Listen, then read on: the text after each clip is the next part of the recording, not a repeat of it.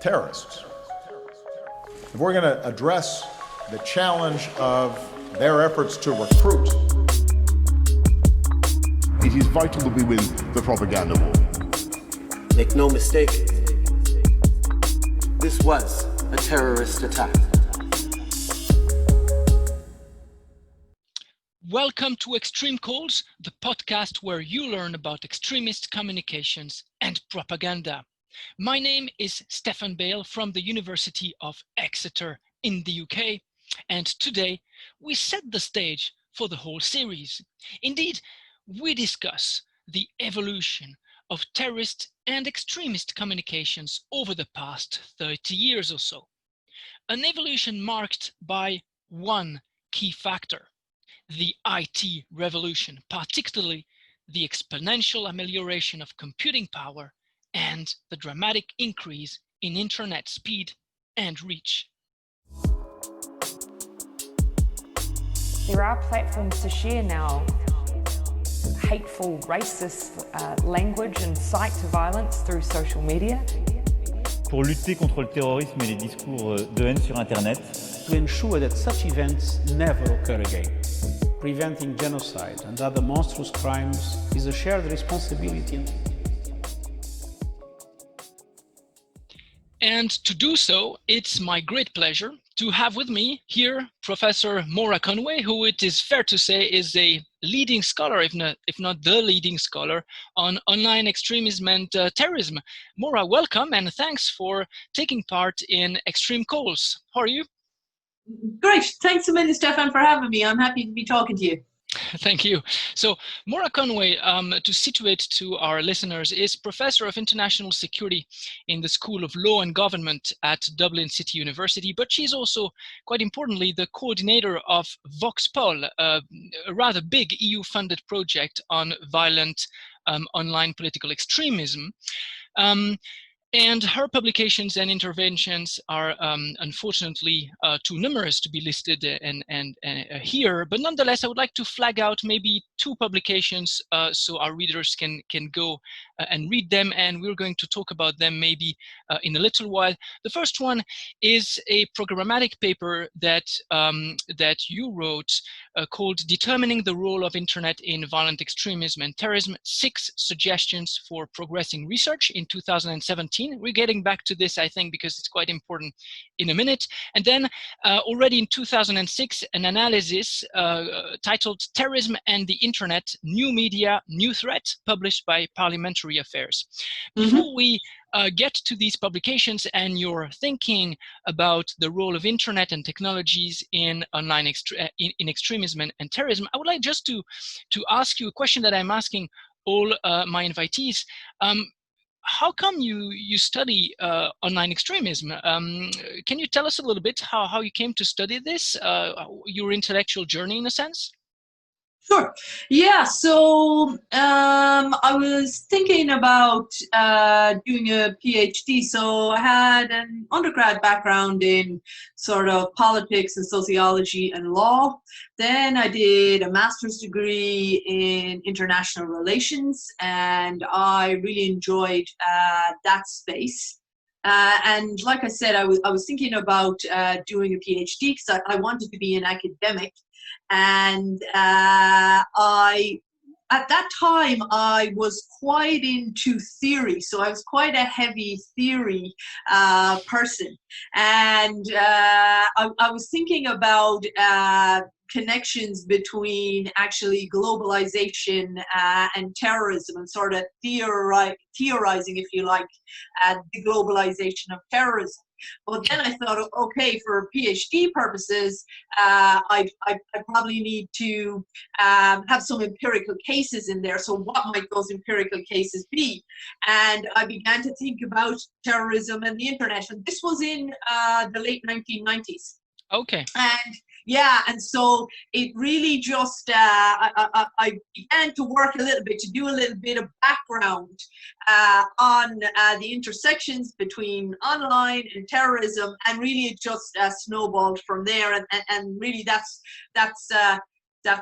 all I've ever done in that sense is explore precisely those intersections. And in my PhD thesis, ultimately, I put forward this argument that rather than focusing on the whole sort of cyber terrorism construct, which I've done a body of work about also, I really want we to be focused on is the everyday practices of sort of extremists and terrorists online. And it's a funny one, but I kind of still basically hew to exactly that point. Let's not get too head up about the whole cyber terrorism thing. Instead, let's just focus ourselves on, you know, these other more sort of everyday in inverted commas aspects. Yeah. Yeah, I mean, it sounds like you were starting to study something that was just you know, really exactly at the right time, as it was kind of you know, exploding. You were really on I think on the good topic for your PhD and for your career. I think that was a wise move. Yes. Yes. Yeah. In retrospect. In retrospect, exactly. Yes. And if you try to if we use a very broad brush here, how would you characterize the kind of impact? Because if really your research is focusing on the internet and terrorism and the everyday practices of using internet by terrorists and extremists, how would you characterize the impact the internet had on extremist communications and extremist groups? There has been a lot of, I guess, you know, people would think that extremists benefit from the internet, but in what ways? What's your thinking about that? What are the main evolutions in terrorism and extremism that were provoked or helped or constrained by the internet? Yeah, well, I guess for me, it is also about a kind of a wider context, if you like. So I do think it's useful to put these discussions about terrorism and the internet into the wider context of sort of terrorism and communication more broadly. And actually, Ryan Scrivens at Michigan State and I have recently written a chapter, happily it's open access, that tries to do precisely that. But I've thought for a long time that this is really something quite important. So to think about really early sort of word of mouth communication technology in inverted commas to sort of wall murals and paintings and sort of postering and that kind of thing, to I guess the printing press, so newspapers and magazines, to radio and television. Then I would say there's an important role for satellite television, and eventually the internet. And so I think that broader context that is important, which is to say, you know, communications technologies have always been a really important aspect or a really important tool, if you like, in terrorists' arsenal, and that we need to, it's worth keeping that in mind.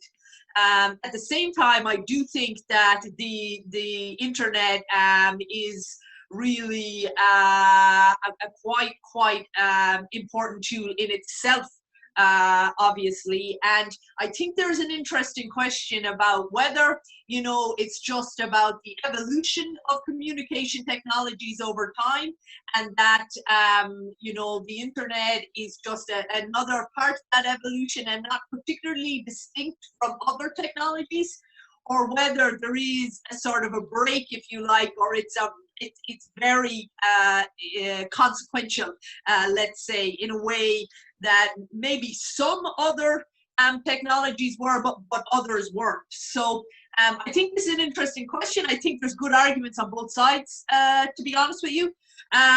But yeah, so for me, when I think about the internet also, I think again about the complexities of the internet. So we say the internet quite a lot. People today actually a lot of the time say social media as if that were the internet. And so for me, again, I think the context is important, and we can definitely see an evolution in terms of extremism and terrorism and its intersections with the internet, beginning with if you want to go really quite far back pre-web, we can talk about sort of bulletin board systems and that kind of thing. Then to early websites, shift to the web fora in the late 1990s. After 9/11, the emergence of social media, you know, the real flowering of social media from the mid to late 2000s onwards. And I guess at the present time, we can begin to think about messaging applications and that kind of thing, and other changes that have been taking place. So the internet is a bit of a misnomer as well, and it's definitely behoves us, you know, to really begin to disaggregate and think about the different parts and technologies and aspects of the internet. Yeah, great. So if I understand correctly, you try to make the point that we have to see that there's no one big evolution at one point, but we need to disaggregate the various steps in the evolution of the use of internet, and to situate these various steps also on the longer run, going back, you know, on the longer evolution of the technology that, you know, started from print media, and then, you know, moving to cassette and satellite, and then the early web, and then and so on and so on, right? I think that's a good point. Do you have examples of specific groups in mind? Because people think a lot about, you know, internet and terrorism. They think immediately about the so-called and self-proclaimed Islamic State, and of course they were extremely, you know, skillful and busy in trying to flood the internet and the various components, of course, as you warn, with propaganda. I don't want to talk too much about this case, because the next call will be dedicated to the Islamic State propaganda. But rather, do you have in mind some groups that you think have played a role in sort of leading this technological evolution in their propaganda and communications? So I'd say two things, I guess, about that. So going back to this idea or this method of disaggregating. So you'll notice that the first sort of mention we've made of an actual group, you mentioned the so-called Islamic State, but I hadn't actually mention any particular extremist or terrorist group, because I really was talking about the technologies, I guess, and I think this is really something quite interesting about IS and the way they were valorized as, you know, being really savvy internet users and whatnot. And of course they were, and they produce very large amounts of content. But a lot of the time I think there was this portrayal of them as people, a group of people who made sort of independent decisions, if you like, about a lot of the things that they did online, that I would say were less independent than they might appear or they might be portrayed as. For example, their shift, the shift that took place amongst jihadis from forums to social media, and that involved also, wasn't just about Islamic State, obviously, at that time, but so-called Al-Qaeda organization, but violent jihadis, that a shift took place. And then there was also a shift from social media to, let's say, messaging applications. The thing to point out about these shifts, I think, is this, that really, rather than them being independent choices made by the jihadis, they were quite a lot of the time sort of forced into them, or pushed at the very least. And that had to do with the workings of the internet rather than the workings of ISIS, for example. So I do think that terrorism scholars a lot of the time focus very much on the groups, even when it comes to the online scene, though I do think it's changing. And I think it is important to focus equally on the internet, the technologies, the infrastructure, the software, the affordances of particular platforms, the operations of particular companies, and whatnot. That these are really, really quite important aspects also. So I guess that's the first thing I would say. The second thing I would say is, yeah, I mean, if we're going to talk about a group, or maybe more appropriately an ideology or a tendency, if you like, where people were early adopters of the internet, well, then I would point to the extreme right. Right, yeah. The extreme right have a really very lengthy online presence. Ryan Scrubins, Logan McNair and I wrote a briefing relatively recently about this for ICCT in The Hague, precisely pointing to the persistence of the extreme right online. And they weren't only the first people to sort of do extremism online. They were really some of the first people to do politics, full stop, on the early web. So they set up some very early bulletin board systems in the United States in particular, but also in Germany, for example. They set up some of the earliest extremist websites, web forums, and what have you. And of course, they have persistent online presence, like I said, right up to the present time. So for me, they are particularly interesting, like I say, ideology or tendency to look at, precisely because they were really some of the first people to do politics online. They were certainly the first extremists to operate online. They were certainly some of the first extremists to sort of theorize how computers and later the internet could assist them in their cause.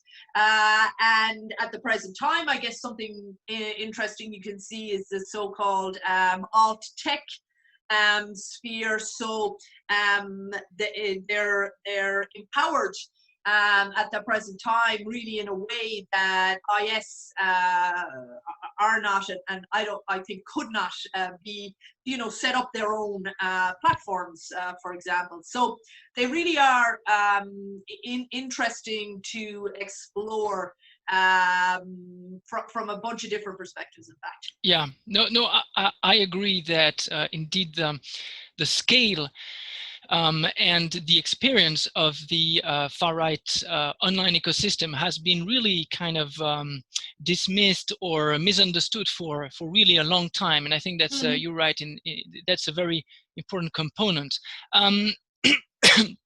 And if I go back slightly to this evolution of technologies that you portrayed, I think when I try to think about this in terms of the benefits and problems that this evolution entails and creates, I cannot help but thinking about a change in the risk equation for terrorist groups, because it used to be, when you talk about posters and when you talk about the print press, it's very risky to print posters, to go out and to put them in the walls, or to pin them somewhere, or to distribute them in post boxes, to post them. So these are all the steps that the authorities can use to detect you and to implement crackdown.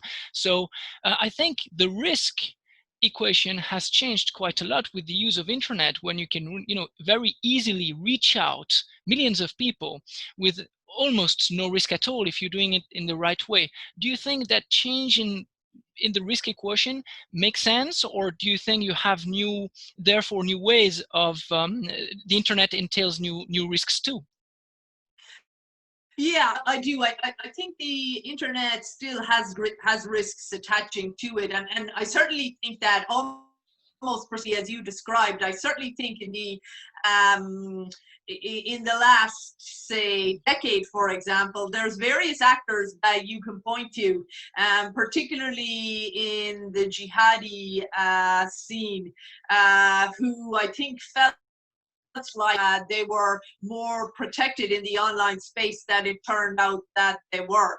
Okay. So there was definitely actors, Al-Qaeda and ISIS and other jihadi groups, who leaked a lot of information online that was picked up and clearly parsed through by intelligence agencies. And there's a number of people, obviously, we can point to and say, but it's probably the case that precisely this information that they leaked via the internet was used to pinpoint, in fact, even potentially resulted in their death. I think unless you're very careful online, I think it's the level of anonymity is sometimes not as great as some actors, and maybe that's changing also. But too, it has to be said, because about that. So, like I say, some of these actors that I'm talking about who leaked a lot of info and ultimately were targeted and some of them killed, probably because of that. Maybe they weren't so familiar with the internet. So maybe today what you have is a generation of people in extremist and terrorist groups who are more internet savvy, who are more, you know, what would we call it, sort of privacy and security. But also, too, going back to an earlier point of mine, it's not just about extremists and terrorists, right? It's also about the technology and the technologies for maintaining your privacy and security are much more easily accessible today. And we've already mentioned just briefly, for example, there's a whole bunch of messaging applications out there now, for example, that are highly encrypted and that kind of thing. So this means that to engage in sort of fairly truly anonymous communication is much easier now than it once was. Yeah, so, and if we try, and I know that's a difficult question, because in hindsight, it's always very sort of obvious that these were the evolutions that were, you know, going to happen.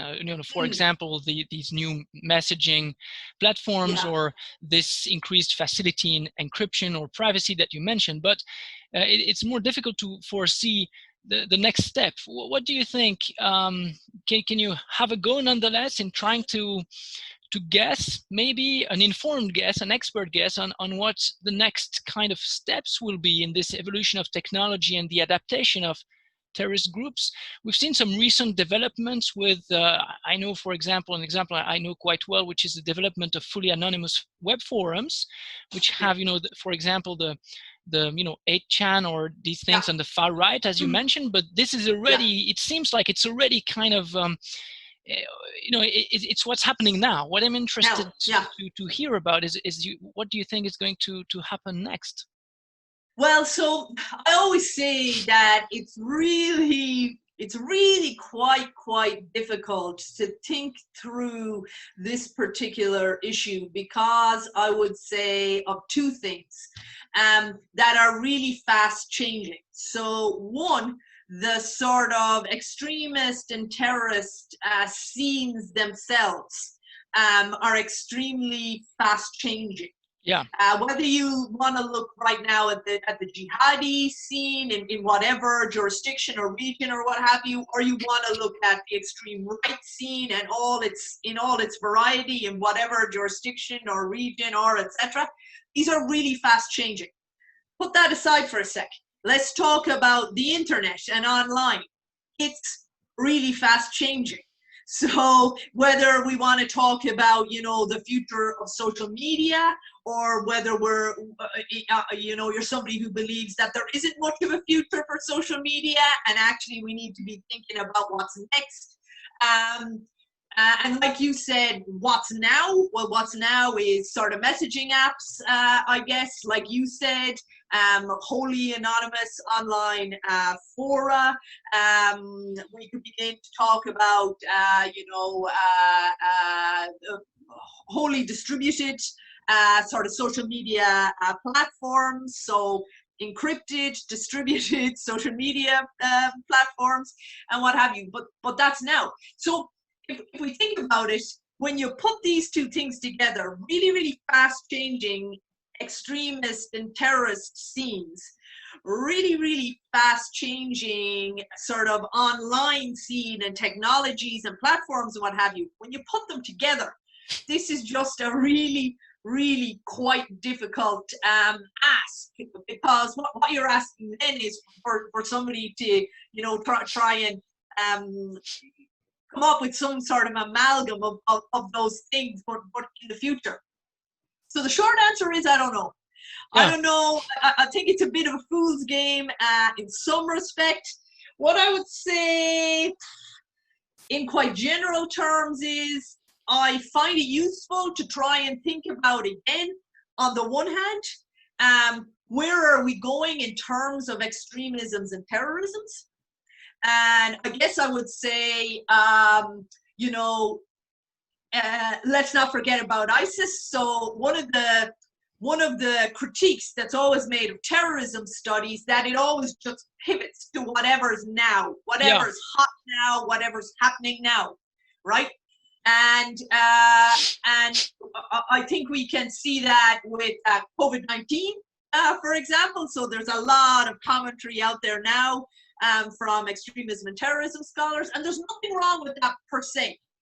But the point is that we shouldn't always do, you know, this 180. And we need to absolutely keep our eye on Islamic State and both their real world and their online activity. We need to continue to consider sort of violent jihadism more broadly. And I think that's important and really isn't something that has gotten the kind of attention that it probably deserves. So there's this there was this very narrow focus on IS. And other jihadi groups were sidelined, but I mean, they absolutely have a significant real world footprint. So obviously there is a much greater focus in the last couple of years, I would say, in particular on the extreme right. I think that is positive. And I guess if I was going to say something about futures, I would maybe point to, you know, the possibility of a global crisis like the one we're in at the present time. You know, having an ability, obviously, to influence trajectories of extremism and terrorism in the future. You know, depending on the economic and global financial sort of fallout, Right. I think there's potentially issues there, both from with respect to right-wing, extreme right-wing groups, but potentially also, I guess, groups of a more leftist orientation. And I guess what I would also say, if we're talking about crises, you know, the climate crisis is certainly one that I think has the possibility for people to rightly, obviously, to be deeply concerned about, but always when you get, you know, deep concerns on the part of large swathes of people, there are smaller groups of people, you know, potentially who feel like that a turn to violence, you know, might be useful in terms of everything from sort of drawing attention, you know, to the crisis situation and for other purposes too. So I guess for me, when I'm thinking about it from that ideological perspective, those are the sort of things that I point to, not to forget about the recent past and the present with respect to jihadi organizations. To I think our focus on the extreme right, increased focus on the extreme right is correct, and then to think about you know, crisis situations, whether it's the present pandemic, climate crisis, or some other crisis that's not yet, you know, on the horizon, and that could definitely impact going forward. And then the other way to think about it is to think about it from the technology perspective, and try and think through the technologies. And I guess for me, it's about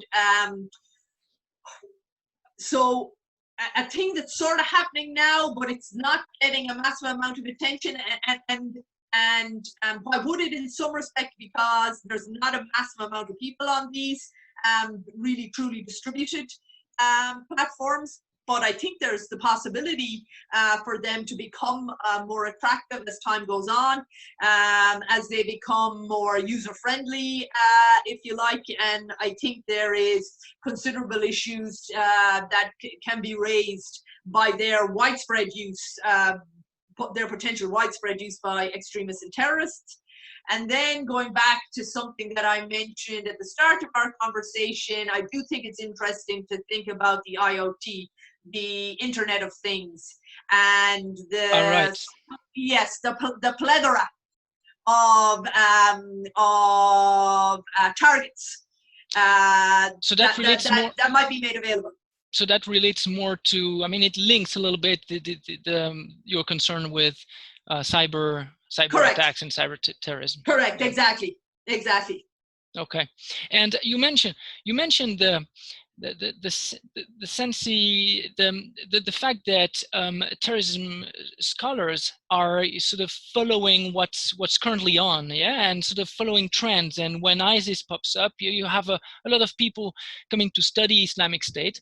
I mean, on the one hand, rightly, but then it creates these it creates these moments when you have the majority of research that is being done on a specific topic, and it obscures other developments that are also happening, right? For example, on the far right and the internet that you mentioned, that has been kind of ignored for a long time by researchers and maybe policymakers too, because of of ISIS and its communications. So you have, this is where I come back to one of the papers that I mentioned that you've written, the paper where you put forward 6 suggestions for research in terrorism studies.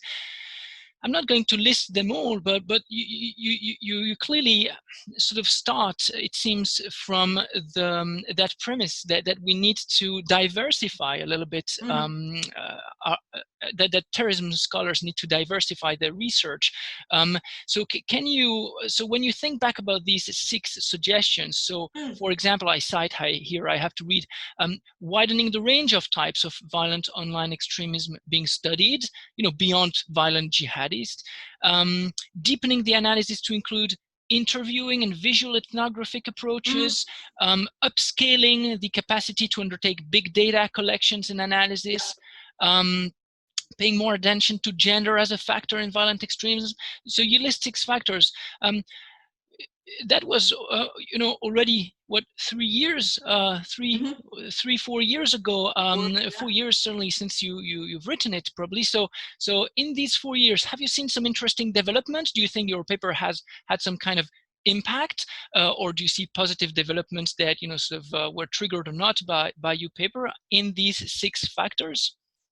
Yeah, I don't know whether they were triggered or not by the paper. I do. Let's say they were. Let's say they were. Let's say they were. Let's be modest. Right. Why not? So yeah, I guess I would say that the first thing I said, I think, was that we should widen the types of extremism and terrorism that we were paying attention to, and that was because at that time when I wrote the paper, so it was basically 2015, 2016 sort of time when I was writing this. It was 2015, and so that really was what I've sometimes termed the sort of golden age of IS. Really, in terms of their online golden age, they had this pretty significant, online presence with importantly a pretty substantial social media presence still at that time. And so the focus in terrorism studies, writ large, but particularly amongst people who study the internet and terrorism, was wholly on Islamic State. And that was me too. So in all of this, I'm not letting myself off the hook at all. And in some respects that makes perfect sense. There's nothing wrong with that per se, as it were. Having said that, I do think that we really do sort of follow the hot topics. honestly to the exclusion, like I think we've already said a number of times, of other important topics. So one of the things that I sort of see now, if I was going to talk about this widening issue, I sort of see us doing it again, to be honest with you. I see us doing this 180. So we were all focused on ISIS and their online activity, and now we've all pivoted to the extreme right. The far right. For example, exactly. And I'm not sure, I was going to say I'm not sure that's a good thing. I'm certain that's not a good thing, in fact. And I do think we need to take a more sort of 360-degree approach, if at all possible. And I don't mean that any particular researcher or research group or whatnot, but in total, somehow, I think there needs to be a sort of a more of a 360 in operation, and so less of a pivot towards whatever's hot. That's the first thing. The second thing I think I said was to do more comparative research. I continue to believe that comparative research is very important in terrorism studies broadly, but particularly, with respect to the online sphere. And I say that because then we're not just talking about, particular groups or ideologies or what have you, but we're talking about particular platforms. And then we're talking about particular groups or ideologies on particular platforms. And so there's a lot of different sort of permutations and combinations there. And I think that some good comparative work has definitely emerged, but I think we can still do better in that particular space. In terms of, I think the third thing I said was about sort of deepening the analyses and taking more ethnographic approaches and whatnot. It's not something that's particularly commonplace in terrorism studies. It's not easy. It's not easy to do. And so this is exactly right. And I think I definitely can acknowledge that. I think in the paper as well. So I'm not just acknowledging that here. I understand, of course, why people, default to things that are doable. Making an ethnographic accounting of some extremist online space has a lot of difficulties associated with it. But having said that, is easier to do probably than making an ethnographic accounting of some real world, in inverted commas, extremist or terrorist space. So I guess all things are relative.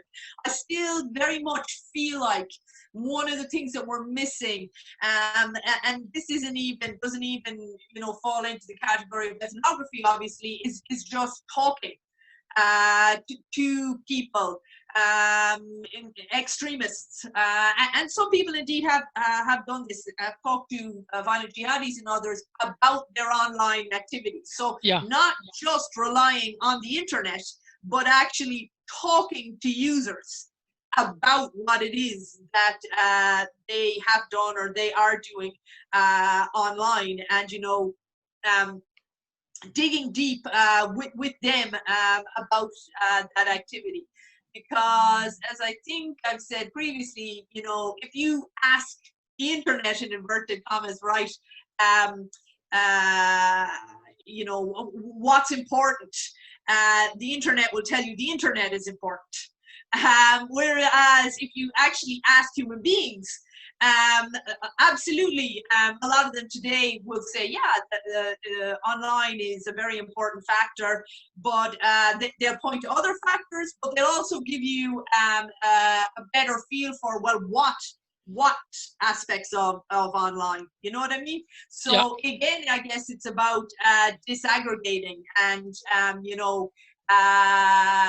exploring the complexities, if you like. Can I come back to one thing that you said, because I think that was quite important. When you link back, you talk about comparative analysis, and that being something that, and I think you're right in that, maybe being the way to gain, more higher level or theoretical insights on not just one group at one specific moment on one platform, but on terrorist behavior in general, extremist communications in general. I would like to get back to this slightly, because it's something that I've been thinking about in terms of both some similarities that I'm seeing across cases, but also very big differences sometimes. So, and one of the areas where I think comparison is really warranted is when it comes to the use of images by terrorist actors and extremist groups. So the kind of visual aspect of extremist communication. And I'm saying this because you recently posted a blog comment calling for a visual turn in extremist studies of extremism and terrorism.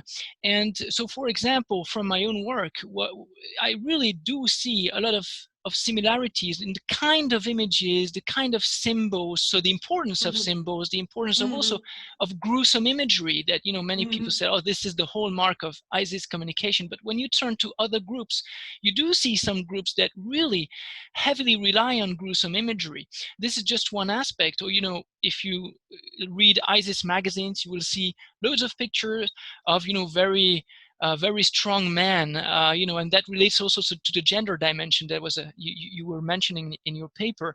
Very strong man, stereotype almost. And you go to other groups and you will also see that, the far right now is inundating the internet with photos of, very good looking, strong men, doing strong things.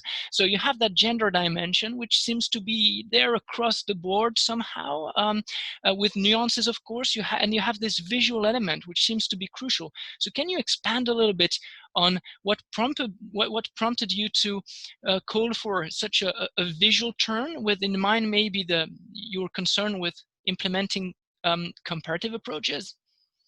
Yeah, absolutely. So going back to something that you said just prior, so one of the things I have to acknowledge here is that, there's a reason why we have a tendency to focus on words, because words are a lot easier to analyze, basically, and to do analysis of images is something that has a much greater level of difficulty attached to it. And that's even when you're talking about just a handful of images. If you're talking about very large numbers of images, it gets even more complex. So I absolutely acknowledge why, just from a totally practical perspective, there's much less of a focus on images than there is on text amongst researchers in this area. Having said that, I absolutely think it's long past time for a so-called visual turn in terrorism studies. This is terminology. This terminology, the visual turn, is one that's been used in humanities and social sciences more broadly. From actually, it goes back to the 1990s. In IR too. Yeah. Absolutely, in IR too, precisely, and IR is never never far in your early mind to the party. IR is never early to the party. So if IR always latecomers. Always latecomers to the party, but actually it goes back and a ways now in IR as well. So we're really latecomers to this party. This party is nearly over, in fact, but it's not. I mean, in the sense that. What's often termed, I don't know, Web 2.0 or what have you. You could actually even just call it the visual web, right? Because it's absolutely premised on images, still images, moving images of a whole variety. Memes. And it's interesting. Yeah, absolutely. Memes are obviously hugely important, but you can even go back and you can think about so-called Islamic State and their video production, which is pretty significant, obviously. But now we have at this stage, hundreds, thousands of jihadi videos out there. And yet, they really haven't gotten the same kind of attention as, for example, text that was produced, the magazines, for example, and what have you. So, again, to say, I get it, it's practical, but you know, I think we just need to do better. And if we point to the extreme right, we can certainly see how all kinds of memes and GIFs and whatnot are absolutely integral to those scenes, you know. I think we need to begin to work out some ways that we can do these kinds of analysis, and we just need to pay more attention to these visuals. Right. I think it is almost time to wrap up, but I would like to ask you two final, very quick questions. So being brief, two questions. One relates to you, and then one would be some kind of advice for the audience. On you, your future research, what are you working on currently, and if you can tell, and why did you come to study what you're currently studying? And for the audience, the last question is always the same for my invitees. What would be the one book that you would advise them, that you would recommend them to read on extremism and extremist communications? Okay, so I'm working on a number of different things right now, but as ever, but let me talk about sort of two related things in particular. So one of the things that I said at the end of the 6 suggestions article, I said, you know, these are only 6 of a potentially endless number of suggestions, and I talked about some things that I would have liked to have covered, but I didn't sort of have the bandwidth to do in that particular paper. And one of the things that I talked about was ethics, and I have become, over the last number of years, particularly interested in the ethics of online extremism and terrorism research. Okay. And yeah, so I'm working on a paper that treats that pretty broadly right now, and that treats everything from, you know, what's out there in terms of the really quite small literature to date, that has something to say about the ethics of online extremism and terrorism research, to you know, questions about sort of you know, informed consent in this realm. That's a sort of a core sort of ethical commitment, but it's it begins to be quite complex with online. But then again, when we get to extremism and terrorism, and then when you put the two together, it's a tricky one. You know, issues around terms of service, the GDPR, the UK Terrorism Act. I can go on and on. Yeah. So it's a big... sort of, it's a big one. It's really a big one, and it's, you know, these are things that colleagues, you know, researchers, PhD students, people who've worked in this field for a long time, that we grapple with all the time. And unfortunately, we haven't tended to date to really put our grapplings, if you like, our mental grapplings, and our grapplings a lot of the time actually also with ethics committees on paper. And I think we need to remedy that. It's a bit weird if you think about it.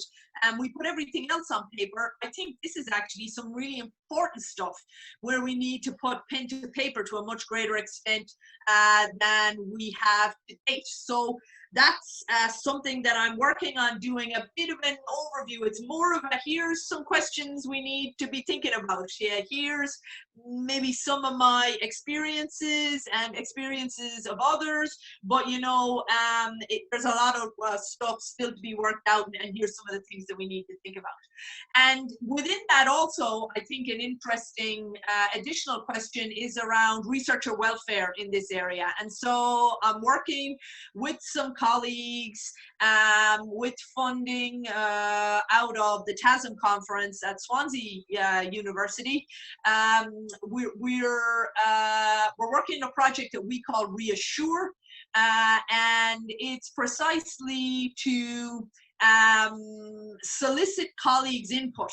Well, their experiences, first of all, with respect to, you know, their research impacts of doing this research on their mental and emotional well-being, and then their inputs in terms of, you know, if you knew then what you know now, in some respects, and also anything that's worked for you in terms of coping mechanisms and that kind of thing. So we have about 40 interviews completed to date.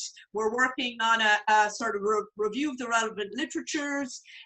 We're working on analyzing those interviews, and we're thinking how we can extend that particular project further. So really, that's just about sort of assisting as far as we can colleagues in this field and doing something positive, like I say, not for PhD students and early career researchers, but actually we feel like it could be useful for just about anybody who's doing research in this realm. So that's something that I'm quite excited about at the present time. Yeah, I think that's, yeah, so if I can just say, I think that would be extremely useful, because there's really a lack of guidance, a lack of so framework to think through all these issues of ethics and well-being. Yeah, so one of the things that ultimately we'd like to come out of the project, but we're in the early part of it now, but ultimately what we would like to come out of the project is some sort of framework or guideline or what have you to be produced, so that we could actually, you know, put it in front of IRBs or ethics committees, or just draw the attention of it to PhD students or anyone else who's you know, just getting into this research area. So yeah, for us, that would be a really good ultimate outcome. Okay, and now the book. Which book do you advise? Do you have one? And also, you cannot cite a book in which you wrote, of course. No, I wouldn't dream it. So I thought about this. I thought about this, and there's lots of great books. But you know what? We've been having our conversation, and actually, even just this morning in a conversation with a PhD student, and very oftentimes in my conversations with PhD students or others who are relatively new to this field, I point them to this book, and it's really quite old now. It's from 2011, 2012, by Akilawan, Ben O'Loughlin, and Andrew Chadwick. That's called Radicalization in Media, Terrorism and Connectivity in the New Media Ecology. And you know what? I think this is really a great little text. First of all, for anyone who's interested in online jihadism before ISIS, it gives a pretty nice accounting. But also, it grapples with the concept of radicalization. They went out and they talked to people, and they asked a whole bunch of different people, largely in the UK, but also elsewhere, you know, what does this concept radicalization mean? And it's really quite interesting, the kind of responses that they got. Another thing that they do is they use this term ecology, this concept of ecology, and actually and they're really the first people to use it in our particular domain, and it has been used. There's a number of papers that have utilized it since. They haven't grappled so much with the concept, but Akil and Ben and Andrew and Mina Lamy was also involved in that project. They grappled with the concept, I think, and they have something interesting to say about this sort of new media ecology. And more recently, I'm quite interested in this idea of sort of the jihadi online ecology, the extreme right online ecology, and what have you, because I think it does give something, you know. Yeah. It causes us to think about the complexities, I think, and the way in which different platforms and users and infrastructures and what have you interact to sort of form a whole.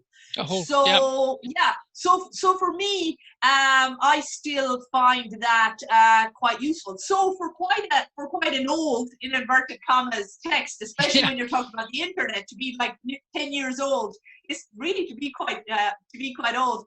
I think it still has a lot of purchase and usefulness, and actually, really usefully, the full PDF of the text is freely available online now. I think one of the guys posted it to Academia or one of these precisely because of the oldness, I think, and so anybody can access it, and that's a nice thing about it too.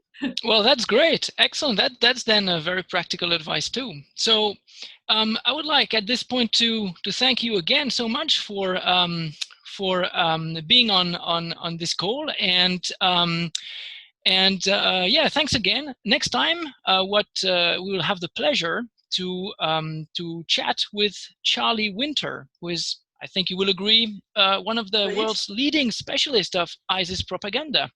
So Maura Conway, thank you very much again, and bye-bye. Thanks, Stefan. There are platforms to share now hateful, racist language and incite to violence through social media. Pour lutter contre le terrorisme et les discours de haine sur Internet. To ensure that such events never occur again. Preventing genocide and other monstrous crimes is a shared responsibility.